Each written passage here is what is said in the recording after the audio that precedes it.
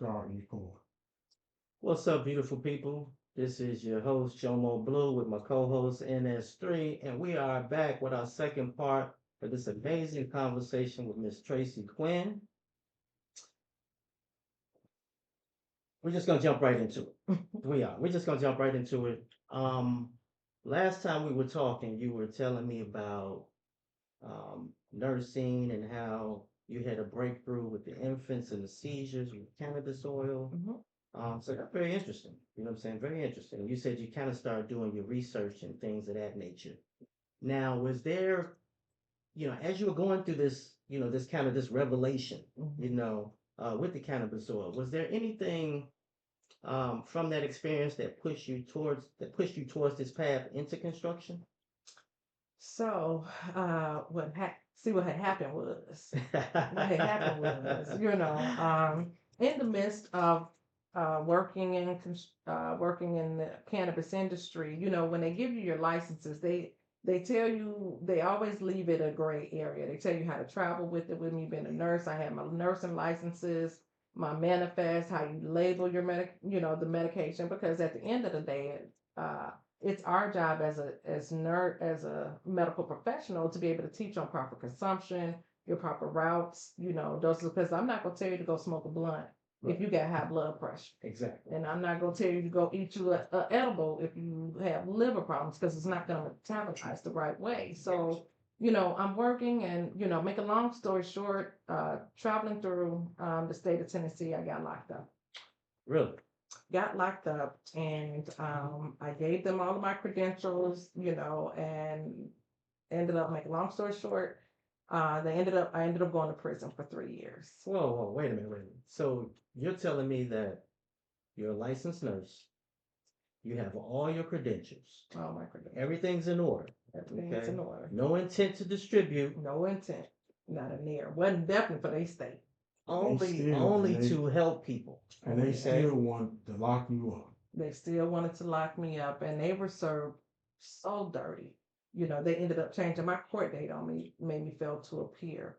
Now, I remember falling on the concrete ground. For any of y'all that ever been in prison, you know how it is, or jail. It's concrete, honey. Yes, yes. And I remember just laying down and crying and asking God, like, why? I've done nothing but help people all my life. And he said, Tracy, I don't have you here on punishment. He said, I have you here on purpose.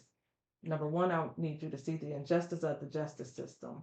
Number two, he said, I want you to shift the mindsets of these women in here. Because I've always been an entrepreneur. Right. We own private care homes for seniors in Valparaiso. I had a medical staffing company, travel nurse agency out in California, Tracy was and doing her thing. I had a dispensary. So I've always been an entrepreneur. A real hustle. We from the low end, honey. We don't know no other way. That's right. And so, and he said, and when you get out, I want you redeveloping my underserved communities, because it's not just about you and your four daughters. So, what happened while I'm there? I found out that um, the prosecutors and the city clerk stamped my papers that I failed to appear. So Okay. she stamped it July 2nd that I failed to appear July 9th. And So set you up. I'm flying back and forth from California and So she Tennessee. stamped it July 2nd. Second that I failed to appear July 9th. Wow, 7 days before you was supposed 7 days appear. before. So That's the only amazing. way That's they crazy. knew I was going to fail is if I didn't know about the court date, right? Mhm. So, but this little girl that they just was not expecting, I ended up, when I found out, I filed liens. I put a lien on the judge and on the DA and on the bondsman and my attorney, because all of them, come to find out, that's what they do in that little town of Jackson, Tennessee.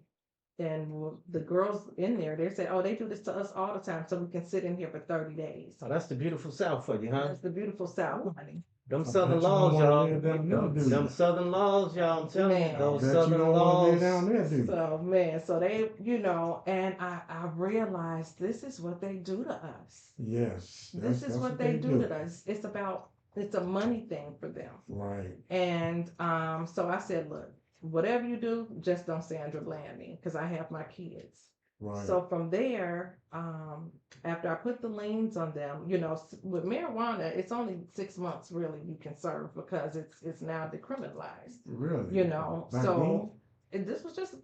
Oh, back in 2017. And okay. I wait till my 40s to go to there.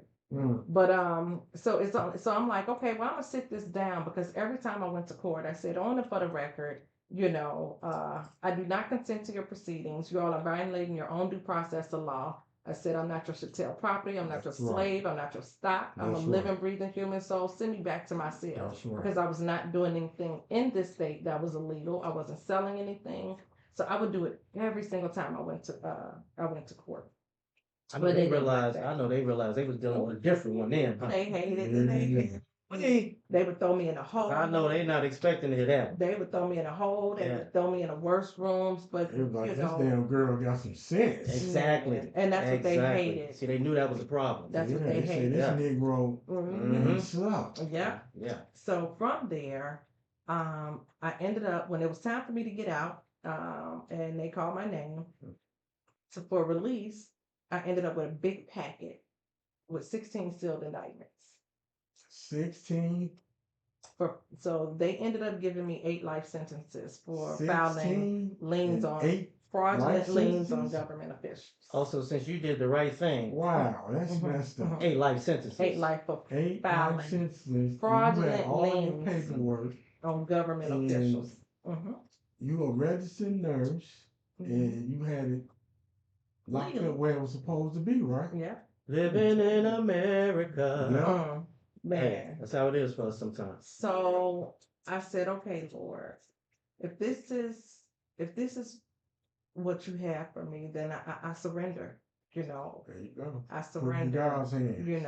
I said maybe it's a soul here that needs to be saved. So I started.